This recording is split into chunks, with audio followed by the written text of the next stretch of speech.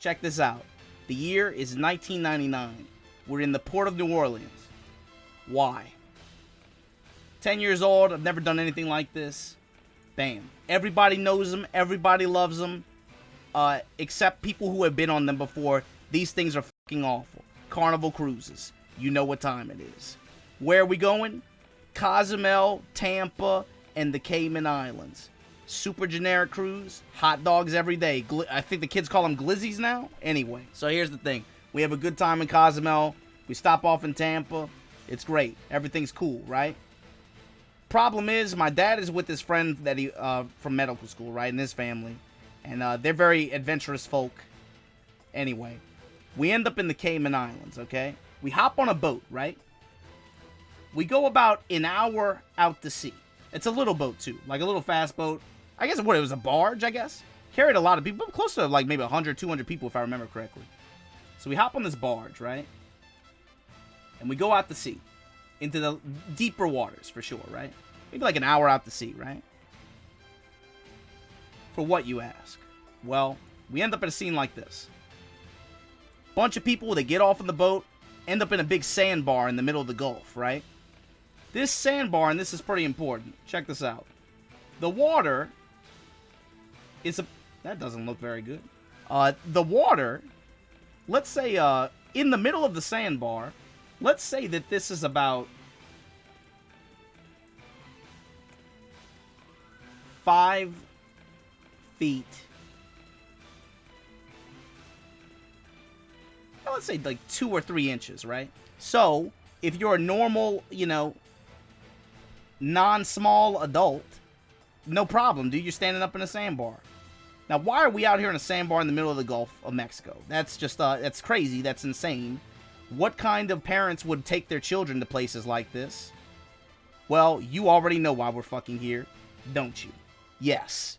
You go out to the middle of the Gulf of Mexico to stand on a sandbar and wait until the sun starts to go down a little bit so these motherfucking stingrays can come out and they know what to expect. So here's the thing. You're chilling out there, right?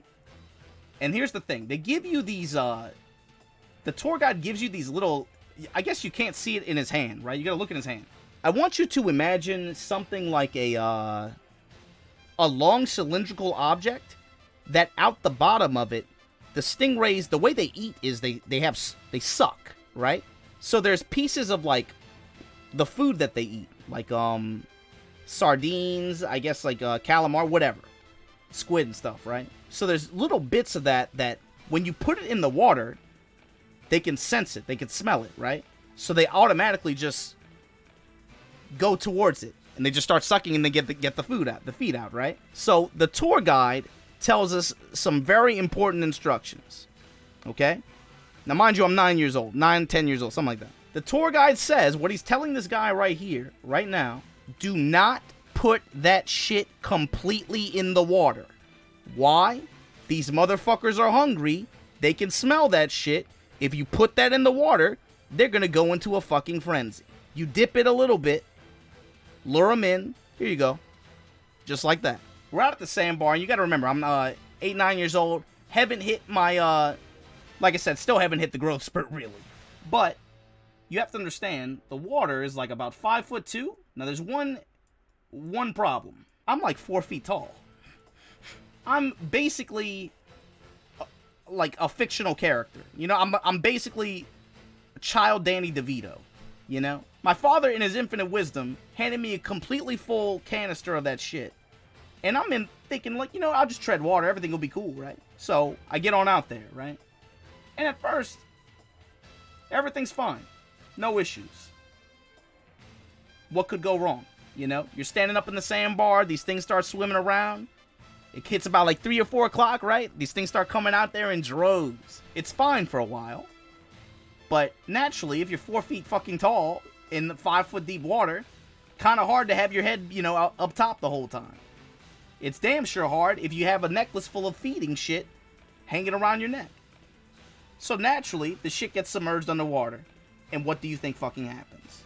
Now, mind you, I'm 9 or 8 years old, and the tour guide just finished telling us, hey, you know what? These things do have a lethal tip.